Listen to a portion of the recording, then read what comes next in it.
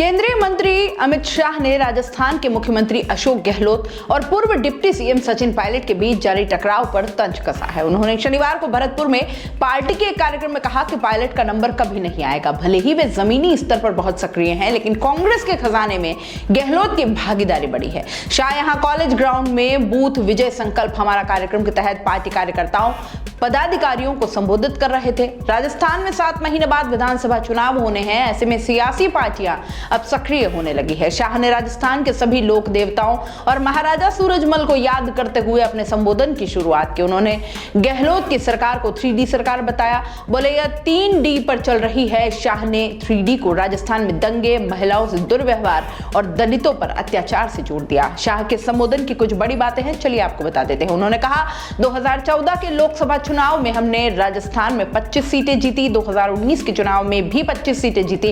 अब राजस्थान में 2023 के विधानसभा चुनाव में 2/3 के बहुमत से जीतकर सरकार बनाएंगे।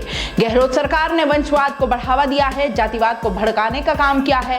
राजस्थान की जनता अब त्राही त्राही पुकार रही है। उन्होंने यह भी कहा कि यहां पर गहलोत सरकार में 2 दर्जन से ज्यादा पेपर लीक हो चुके हैं। गहलोत साहब अभी भी सरकार चाहते हैं। गहलोत साहब सेंचुरी लगानी है क्या?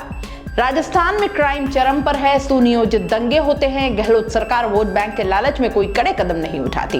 वोट प्राप्त करने के लिए गहलोत सरकार ने हाई कोर्ट में सही पैरवी नहीं की, जिस कारण जयपुर बम ब्लास्ट के आरोपी छूट गए। अरे शर्म करो, राजस्थान की जनता सब जानती है। ये सरकार उसी दिन मन से निकल गई जिस दिन रामनवमी पर जुलूस पर रोक लगा दी। राहुल बाबा देश भर में पैदल चले। एक पत्रकार सम्मेलन में गया तो पत्रकार ने पूछा कि नतीजा क्या होगा। मैंने कहा नॉर्थ ईस्ट के 3 राज्यों में चुनाव हुए, कांग्रेस का सफाया हो गया। मंच पर प्रदेश अध्यक्ष सीपी जोशी, नेता प्रतिपक्ष राजेंद्र राठौड़, उप नेता प्रतिपक्ष सतीश पुनिया, केंद्रीय मंत्री अर्जुन राम मेघवाल, मंत्री गजेंद्र सिंह शेखावत, केंद्रीय मंत्री कैलाश चौधरी और पूर्व सीएम वसुंधरा राजे जैसे बड़े नेताओं की मौजूदगी रही।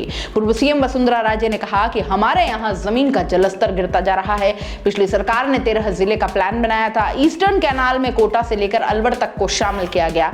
इसका संकल्प हमने लिया था। अफसोस है कि गहलोत जी ने इसके लिए कोई काम नहीं किया।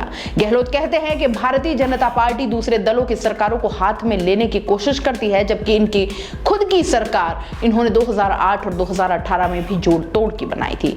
कमजोर सीटों को जीतने की राष्ट्रीय स्तर पर बनी भाजपा की रणनीति के तहत केंद्रीय गृह मंत्री अमित शाह भरतपुर आए। राजस्थान के 7 संभागों में से भाजपा के लिए भरतपुर और जयपुर ही सबसे कमजोर कड़ी है। पिछले चुनाव में भरतपुर संभाग के 4 जिलों में से 3 जिलों में भाजपा का खाता भी नहीं खुला।